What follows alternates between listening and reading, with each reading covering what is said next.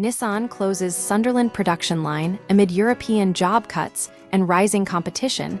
Nissan is consolidating its manufacturing operations at its UK flagship plant in Sunderland, closing one of its two production lines as part of a broader strategy to cut costs and streamline its European business. This move comes with the elimination of 900 jobs across Europe, although Nissan has confirmed that no positions will be lost at the Sunderland facility itself. The decision marks a significant shift for the Japanese automaker, which is struggling to maintain its market foothold in Europe against aggressive competition from Chinese manufacturers. Consolidation at Sunderland, the Sunderland plant, Nissan's only manufacturing site in Europe, currently produces the electric Leaf, the Juke, and the Qashqai. Under the new operational model, all three models will be manufactured on a single production line. To compensate for the loss of capacity from the closed line, the remaining line will operate on a three-shift schedule. The closure is scheduled for the second half of the year. While Nissan has guaranteed job security for Sunderland workers, some roles within the UK division may be affected as part of the wider 900 position reduction across the continent. Any reduction in capacity is bad news for Nissan and bad news for Sunderland, said former Nissan executive Andy Palmer, who began his career at the plant. A decline in production volume, the consolidation reflects a steady decline in output at the Sunderland factory. Production figures have dropped significantly from their peak output, over 500,000 cars annually. Last year's output, 273,174 cars. This downward trend underscores the challenges Nissan faces in maintaining high-volume manufacturing in Europe. To mitigate the impact of the line closure, Nissan is actively seeking to attract a second car manufacturer to take over the vacated Line 1. Reports suggest that Chinese automakers Chery and Dongfeng are potential candidates for the site.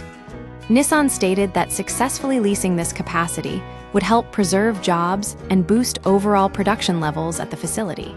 The rise of Chinese competitors, Nissan's operational restructuring, is driven by intense market pressure, particularly from Chinese brands that have rapidly gained traction in Europe. In the UK market, Nissan's share has contracted sharply. 2016, 5.6% market share. First 4 months of 2026, 3.7% market share. In contrast, Chinese manufacturers are expanding their presence. According to data from the Society of Motor Manufacturers and Traders, SMMT, Chery captured nearly 5% of the UK market through April, driven by the popularity of its Yiku, Amoda, and Chery brands. Other Chinese-backed brands also outperformed Nissan. MG, 4% market share. BYD, 3.45% market share. This shift indicates a fundamental change in consumer preference and competitive dynamics, forcing legacy Japanese manufacturers to adapt quickly or risk further marginalization.